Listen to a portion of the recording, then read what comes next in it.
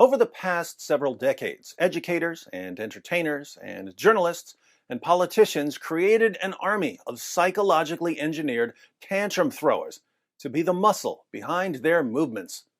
But when these megalomaniacal sacks of rage emerged from their incubation safe spaces, they started turning on the people who made them. Who'da thunk it? It's only been the plotline of like 800 movies and books. Human beings create something that eventually rises up against them. We build powerful computers, but then the computers become self-aware and we suddenly find ourselves fighting against Terminators or trapped in the Matrix. We get some dinosaur DNA and decide to make dinosaurs, but oh no, the dinosaurs are eating us.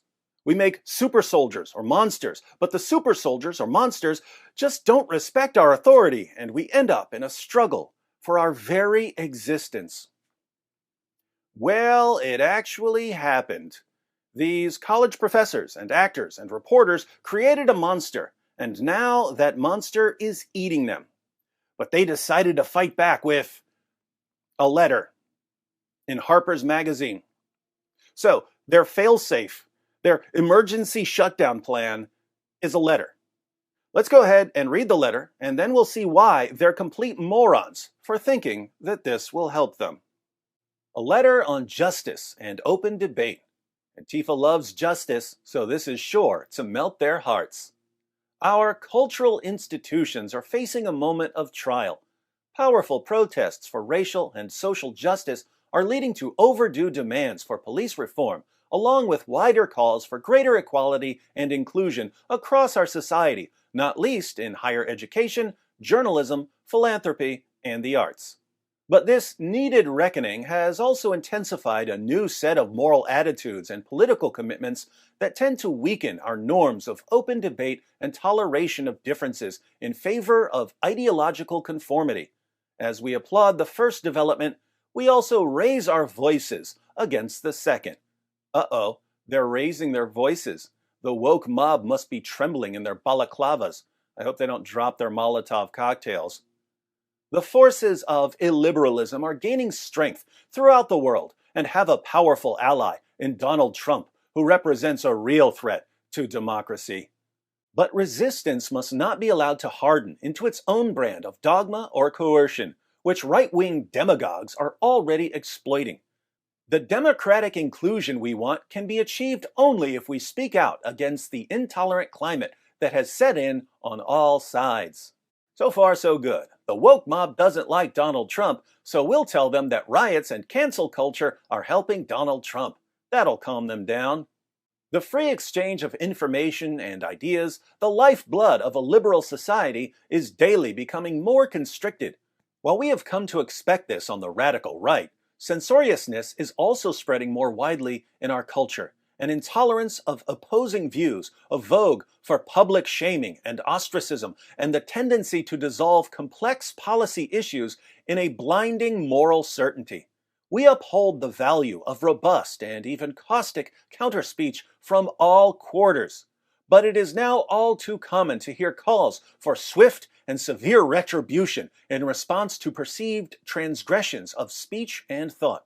More troubling still, institutional leaders, in a spirit of panicked damage control, are delivering hasty and disproportionate punishments instead of considered reforms. And here's where we find out that this entire letter is really about self-preservation. It's not that the authors and signers of the letter actually care about the free exchange of information, it's that they're also being canceled, and they don't like that very much. Editors are fired for running controversial pieces. Books are withdrawn for alleged inauthenticity. Journalists are barred from writing on certain topics. Professors are investigated for quoting works of literature in class. A researcher is fired for circulating a peer-reviewed academic study. And the heads of organizations are ousted for what are sometimes just clumsy mistakes. Poor victims of the monster they created. Whatever the arguments around each particular incident, the result has been to steadily narrow the boundaries of what can be said without the threat of reprisal. We are already paying the price, you sure are, In greater risk aversion among writers, artists, and journalists who fear for their livelihoods if they depart from the consensus or even lack sufficient zeal in agreement.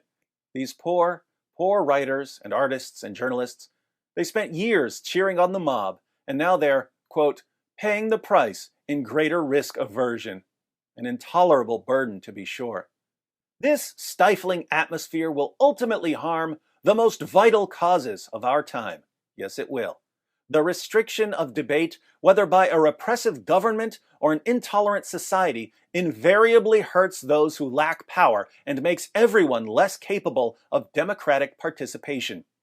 The way to defeat bad ideas is by exposure, argument, and persuasion, not by trying to silence or wish them away.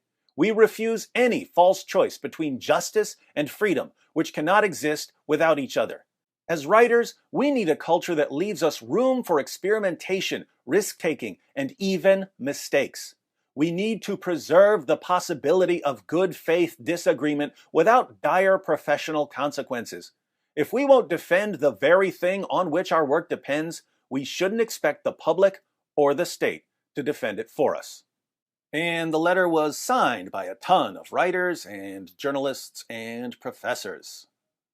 Now, I'm sure that as we were reading that letter, you found yourself in complete agreement with much of it.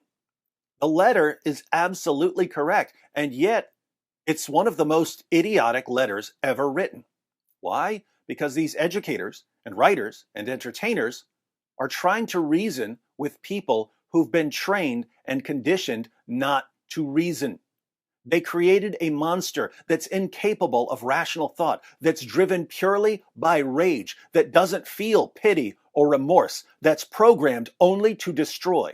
And they're deluded enough to think that their magic bullet is a carefully worded letter.